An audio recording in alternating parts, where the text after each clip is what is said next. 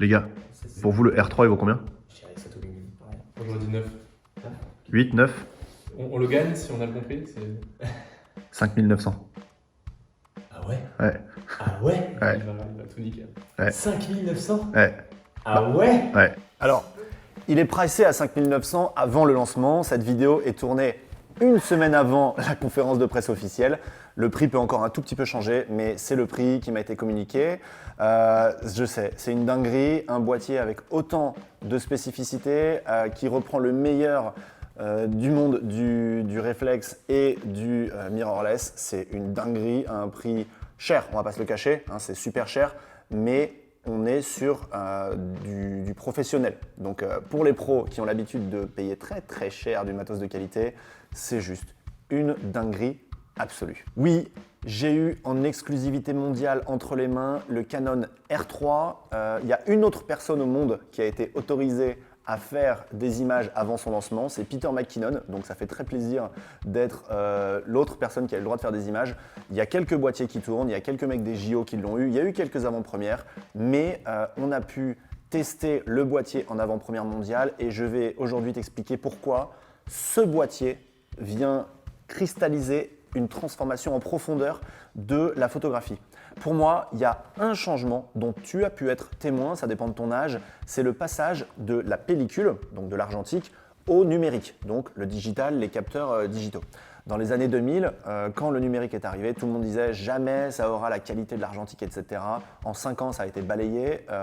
En fait, on a calculé qu'à partir de 8 millions de pixels, une photo numérique est plus définie qu'une photo argentique. C'est pas le même piqué, c'est pas le même grain, c'est pas le même rendu, mais néanmoins, le numérique a quasiment balayé le digital. Et là, il y a une nouvelle révolution qui est en train de s'opérer, qui est le mirrorless. Mirrorless, c'est quoi? C'est que sur le système réflexe, tu avais un miroir qui se soulevait le temps qu'il fallait pour laisser passer la lumière pour que ça se fixe sur ton capteur. Et le mirrorless, c'est que la lumière vient en continu sur un capteur qui enregistre en continu. Ça permet plein de choses. Par exemple, de regarder dans le viseur et d'avoir en temps réel, quand tu règles ta luminosité, une illustration de ce que ça va donner.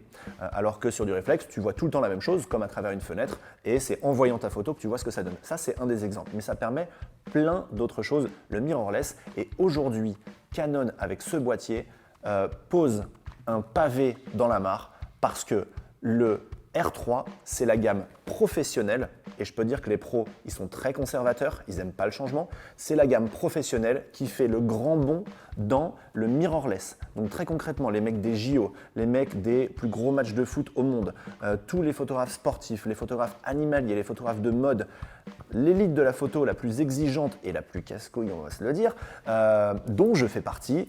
On ne veut absolument pas un boîtier qui risque de tomber en panne, qui va être défaillant, etc. Donc si Canon fait le passage sur le mirrorless sur sa gamme Pro, ça veut dire, chers amis, que l'ère du réflexe est révolue. Au niveau des spécificités, ce boîtier-là, donc le fleuron, le nouveau fleuron de Canon, la nouvelle norme mondiale de ce qui se fait sur ce genre de boîtier, on est sur du 24 millions de pixels. Alors 24 millions de pixels sur un full frame, donc 24 par 35, ça veut dire quoi? Ça veut dire également que Canon nous dit une deuxième chose. Ils nous disent la course aux pixels, on arrête. C'est pas du tout là que se passe le game. Et pourquoi? Parce qu'en fait, un pixel, plus il est petit, moins il capte de lumière. Donc sur un capteur à taille égale, si tu as 50 millions de pixels ou 25 millions de pixels, quand on a 25, ils sont 2 fois plus grands que quand on a 50, logique. Et en fait, ils captent plus de lumière, donc ils vont être meilleurs en basse lumière, donc il va y avoir moins de bruit quand la lumière baisse. Bref, ça te fait des qualités avec un meilleur rendu. Et en fait, en vrai de vrai, qui utilise vraiment le potentiel des 50 millions de pixels? Alors oui, tu l'utilises quand tu vas recadrer une photo à l'intérieur, oui, tu l'utilises si tu veux faire un tirage gigantesque, mais si tu shootes pour Instagram, pour Facebook, pour de la presse, parce que la presse, c'est cette taille, hein, une page de presse, même en pleine page. Même pour de la pub, pour du présentoir, etc., dans 90% des cas, du 24 millions de pixels, c'est suffisant. Et en plus, Lightroom vient d'annoncer il y a un mois une mise à jour qui permet de multiplier par 4 la définition des photos. Donc avec un 24 millions de pixels, Lightroom te le transforme en 100 millions de pixels sans que ça se voit. Ok, mais c'est pas tout. Ce boîtier, il fait une prouesse absolument jamais vue en photographie. Ça a été vu uniquement dans l'univers des avions de chasse, puisque les Rafales en sont équipés. Il y a, je déconne pas, je l'ai testé, et c'est une dinguerie absolue, une détection du mouvement de l'œil. Okay, donc ça veut dire que quand tu regardes dans ton boîtier, ta mise au point se fait là où tu regardes. J'ai testé le truc. On fait un bond dans le futur. C'est une dinguerie absolue. Il faut un petit temps d'adaptation, il faut un calibrage. Donc en fait, c'est fait par rapport à chaque œil, puisque chaque œil est différent. Il faut aussi calibrer plusieurs fois. L'appareil photo apprend le fonctionnement de ton œil. Très concrètement, s'il fait humide, pas humide, ton œil il va légèrement plus ou moins gonfler. Si tu mets des lunettes, etc., il peut se passer des choses. Donc en fait, l'intelligence artificielle de l'appareil photo va apprendre comment fonctionne ton œil. Mais déjà, au premier calibrage, moi, c'était ultra précis et il faut à peu près une journée pour bien faire la prise en main. Dans les autres dingueries de l'appareil photo est capable de shooter 30 images par seconde avec un buffer de 150 images. Donc tu peux faire 150 images à 30 images par seconde en RAW qui vont ensuite pouvoir être placées dans des dossiers par rafale, ce qui te permet de voir toutes les rafales que tu as pu faire. Et une fois qu'il y a une rafale qui te plaît, tu peux retourner dedans et choisir la photo qui t'intéresse. Donc ça, c'est génial quand tu fais du sport, quand tu fais du sport. En fait, finalement, non, quand tu fais de la mode aussi, par exemple sur un défilé de mode, c'est une utilisation très spécifique, mais c'est un boîtier professionnel. Donc par exemple, si tu shootes un match de football ou quelque chose comme ça, le moment du tir au but ou du basket, tu vas avoir une photo meilleure que ce que le cerveau est capable de faire. Donc là encore, Canon amène une nouvelle révolution avec cet appareil photo. Il y aura un avant et un après. Dans le passé, il fallait déclencher au bon moment. À partir de maintenant, il faut juste être là. That's it. Et tu peux te concentrer sur d'autres aspects. Ton cadrage, ton positionnement, ton angle, ta lumière, etc. Mais en ce qui concerne le déclenchement de quelque chose vraiment très précis, ça, c'est pris en charge maintenant par l'appareil photo. Une grande nouvelle qui va te plaire si tu es filmmaker, c'est que l'intégralité des caméras du marché, je ne sais pas si tu as déjà essayé, s'arrête au bout de 29 minutes et 59 secondes. Tu ne peux pas faire une vidéo plus longue aujourd'hui sur un boîtier. Cette norme saute à partir d'aujourd'hui. La raison, c'est qu'il y avait une taxe qui faisait que quand une caméra filme plus de 30 minutes, elle rentre dans les caméras professionnelles et ça augmentait le prix du boîtier. Cette taxe saute et le R3 est la première caméra qui va pouvoir filmer en illimité. Donc si tu mets une batterie qui ne s'arrête jamais, tu seras juste limité par la taille de ta carte. Donc tu peux filmer potentiellement 6 heures. Ça peut être une application super intéressante. Encore une fois, c'est assez niche, mais encore une fois, c'est une caméra à usage professionnel. Au niveau du flash, un petit détail qui risque de passer inaperçu mais qui pourrait là aussi changer complètement le game. Au lieu d'avoir les connectiques du passé, là l'espèce de petit rond qui permet juste d'allumer le flash et de le synchroniser, il y a une broche qui est ajoutée qui va permettre de passer de l'information riche. Donc très clairement, le boîtier et le flash ou le micro seront capables de communiquer. Par exemple, pour avoir un deuxième écran sur le flash, on ne sait pas du tout les applications qui vont pouvoir arriver dans le futur, mais du coup le flash devient lui aussi intelligent grâce à cette griffe. Alors une question que tu te poses peut-être, c'est pourquoi est-ce qu'il s'appelle le R3 ? Le R5, c'est la gamme qui correspond au 5D.